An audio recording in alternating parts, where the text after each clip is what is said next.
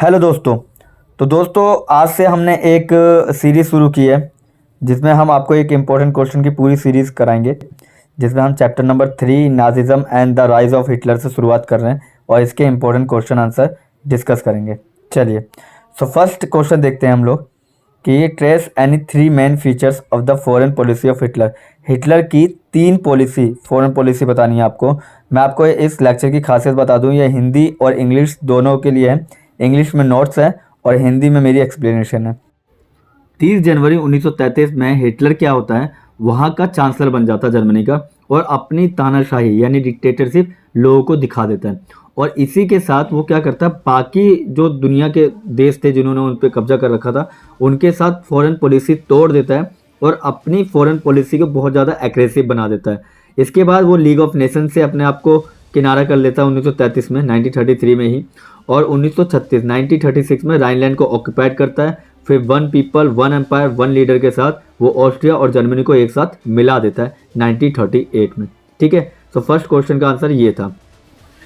Second question है, what were the promises made by Hitler to people of Germany, यानी कि Germany के लोगों को हिटलर के क्या वादे ऐसे थे जो अच्छे लगे, तो कौन से वादे थे उसके ऊपर हम डिस्कस करने जा रहे हैं। पहला तो प्रॉमिस उसका ये था कि स्ट्रॉन्ग नेशन बिल्ड करेंगे, और दूसरा वर्साइल और ट्रीटी के अंदर जो उनकी डिग्निटी खोई थी उन्हें वापस लेकर आएंगे।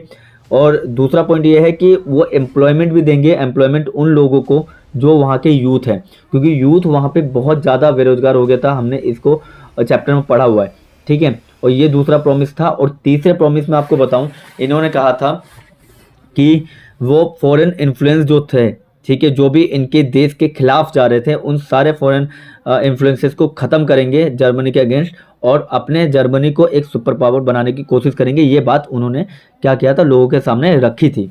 नेक्स्ट क्वेश्चन है, which incident mark the end of the second world war. ऐसा कौन सा इंसिडेंट है जो कि मार्क करता है and of the second world war, second world war ख़त्म होने के कौन सा लास्ट इंसिडेंट था। तो देखिए, the war ended in May 1945 with the Hitler's defeat and the US dropping of the atom bomb on Hiroshima in Japan। ठीक है, 1945 में हिटलर हार चुका था और वहीं पे यूएसए ने जापान में क्या कर दिया था, परमाणु बम से हमला कर दिया था। नेक्स्ट क्वेश्चन है question number 4, what are allied powers. Important question है, मार्क कर लेना।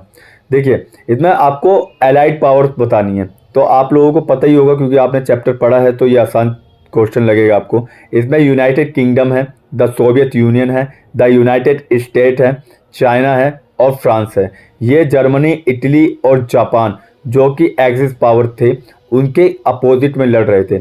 ठीक है, ये बात आपको पता होना चाहिए कि दोनों में कौन कौन थे, अलाइड और एक्सिस पावर में कौन कौन थे। Question number 5, explain the meaning of genocidal war. देखिए, हिंदी में बोलूँ तो नरसंहार युद्ध किसे कहते हैं।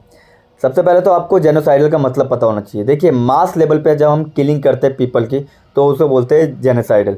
और ये जर्मनी के कॉन्टेक्स्ट में यूज़ किया गया था, क्योंकि उस समय जर्मनी ने क्या किया था, सेकेंड वर्ल्ड वॉर के समय में लार्ज नंबर ऑफ इंडिविजुअल्स को मारा था। 6 मिलियन ज्यूज थे, 2 मिलियन जिप्सीज, 1 मिलियन पोलिश लोग और 70,000 जर्मन लोगों को भी इससे इफेक्ट पहुँचा था। देखिए, लेक्चर बहुत बड़ा हो रहा है तो 5 क्वेश्चन ही करेंगे। नेक्स्ट वीडियो में हम इससे ज़्यादा क्वेश्चन लेकर आएंगे।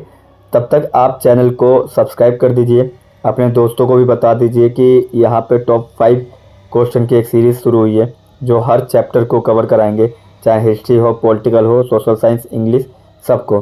तो आप लोग चैनल को सब्सक्राइब कर दीजिए। जो भी प्रॉब्लम हो कमेंट बॉक्स में पूछ सकते हैं।